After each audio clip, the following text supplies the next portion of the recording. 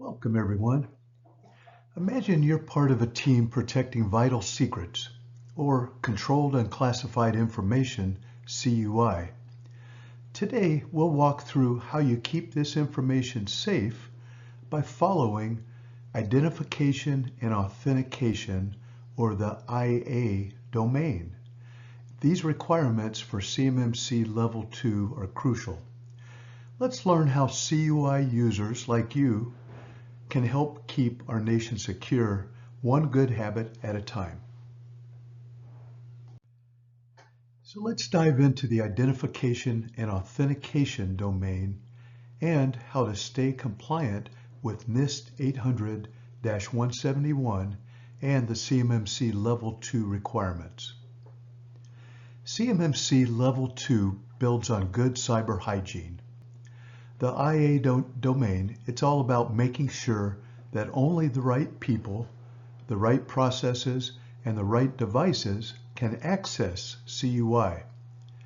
And it's closely tied to the access control domain. Think of it like checking the ID at an entrance, a must for any secure operation. And as a CUI system user, you play a role at every step.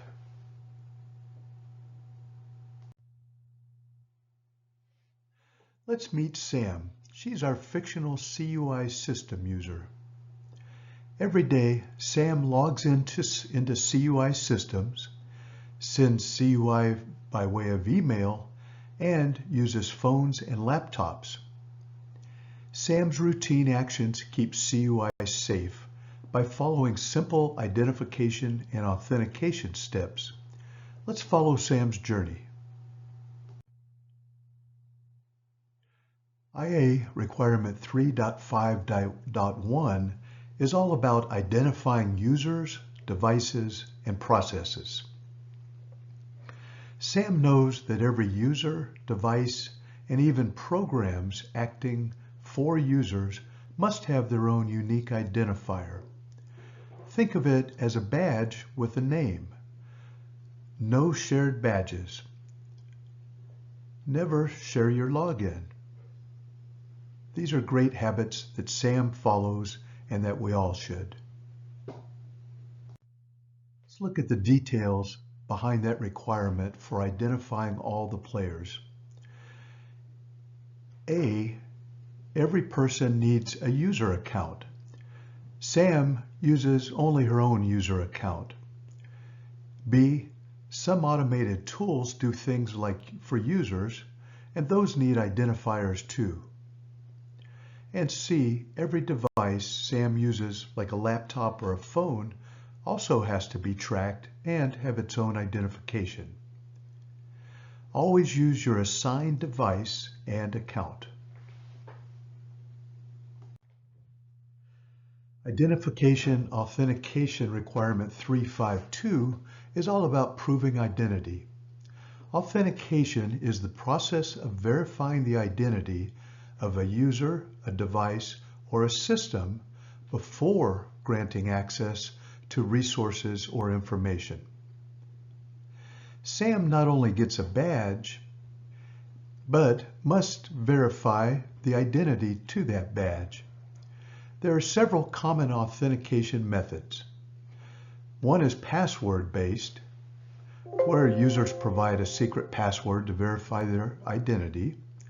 Another is multi-factor authentication, or MFA, and this requires multiple forms of verification, such as a password and a one-time code sent to a phone. And then there's biometric authentication, which uses unique biological traits like fingerprint, facial recognition, or even a voice pattern. And there's token-based authentication. That involves the use of a security token or a digital certificate. And you've probably seen single sign-on, or SSO. This allows users to authenticate once and gain access to multiple services without logging in separately. Authentication is often paired with authorization, which determines what a user is allowed to do after being authenticated. Together, They help safeguard digital systems from security threats. That's what authentication is all about. As a user, make sure you always log in using your credentials and don't let others use your account. This is what SAM does as well. Identification and Authentication 352 A through C. Everyone and everything must authenticate. What does this mean? Well, for users, must type your password or present your badge. For programs to authenticate, they have their own credentials. Unauthenticated programs cannot be pulled up by a user. And devices, only registered and authenticated devices can connect to a CUI system. For us and for SAM as a CUI user, make sure you report any unknown devices or login pop-ups. We're all part of this system. IA 3.5.3 is about multi-factor authentication. It's required. And what's it about? It's about double checking or even triple checking the authentication and identification. SAM's password, for example, alone isn't enough. MFA needs a second proof, like a code sent to their phone. Privileged users or system admins need even stronger checks. As a CUI user, be sure to enable MFA and protect your second factor, phone or security key. The second factor in two-factor authentication, or 2FA, can fall into one of three categories. Something you know, this includes knowledge-based factors such as a one-time password or a personal identification number or PIN, or answers to security questions. Second thing is something you have. This involves possession factors like a mobile device, a security token, or a hardware token that generates or receives a one-time password. And then something you are. This gets back to that biometric factor, such as a fingerprint, facial recognition, or retina scan. In 3.5.3, make sure that MFA is used for everyone. So this really requires us to identify our admins. They get extra protection. Identify local admin because they need MFA as well. And admins logging in over the network need MFA. And then D, we can't forget our regular CUI system users. They need MFA for the system and for remote access. We're still talking about authentication here with 354. It's about stopping password replay resistant authentication, in other words. What is password replay? It's when an adversary captures valid authentication information and then reuses it to try to gain unauthorized access. With this control in place, the system uses security checks like unique codes for every login.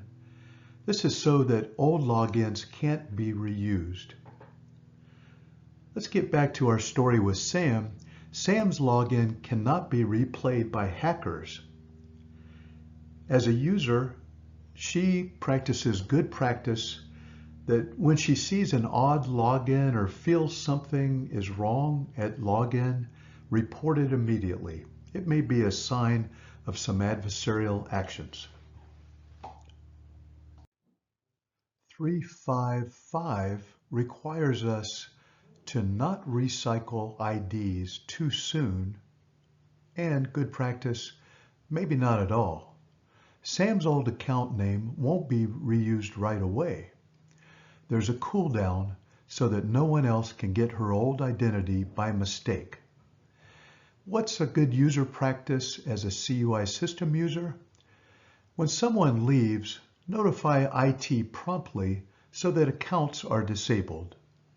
Keep in mind that your managerial procedures And your IT admins probably have this in place, but all of us help to make the system work.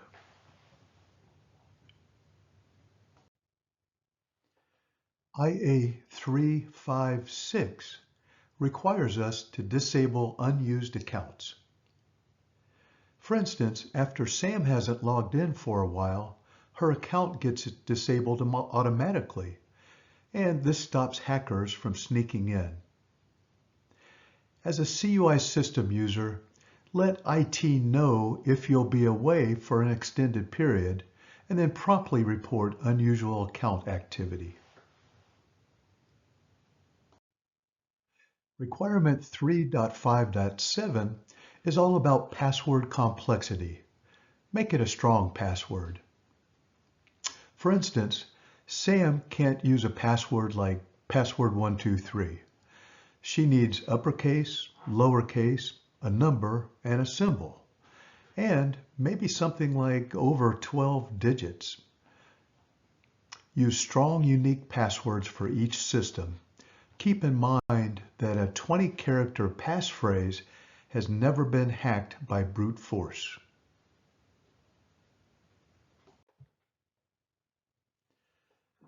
IA 358 is about not using old passwords or reusing. For instance, Sam cannot reuse her last few passwords. The system remembers them and restricts that from happening. As a CUI system user, think of a new password every time you reset it.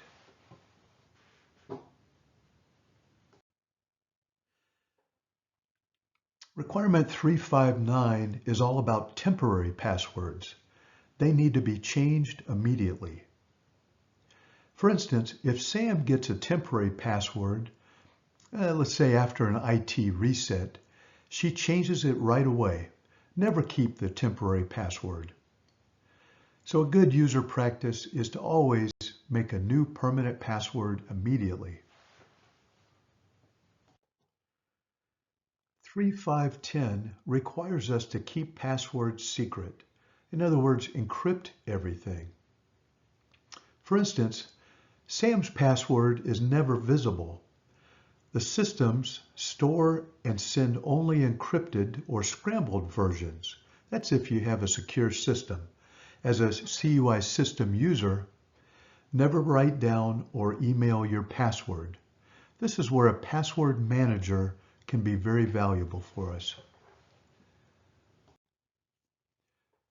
IA requirement 3.5.11 requires us to hide our login feedback. What does this mean? For instance, when Sam types her password, only dots or stars show on her screen, not the real letters. This keeps snoops from guessing. As a CUI system user, shield your screen, especially in public or in shared spaces. And on your work site, these should show up as only dots. Let's recap good practices as a CUI user. These are things that Sam does as well. Never share your credentials. Only use strong and unique passwords. Don't approve MFA you didn't start. In other words, don't come in the middle of an MFA authentication. It should be all yours. Report lost devices or password troubles, and only use your designated device or account. Let's look at a couple scenarios and ask the question, what if? What does Sam do if? What if Sam sees a new login she didn't initiate? Or what if Sam's work computer stops obscuring her password on the password screen? Well, what do we think the answer is here? Report it immediately to your IT administrator or supervisor. These are issues that indicate a vulnerability in your CUI information system, and they require quick attention. Let's take a few seconds to reflect. What questions do you have about keeping CUI safe? Let's even think about discussing examples within our group from your daily work and how these identification and authentication controls fit into your job. And thank you for your attention and for being a CUI security champion. Remember that your careful habits, like treating your credentials and devices like keys to the kingdom, will protect our national interests. You're the front line in CUI security, so let's keep it safe together.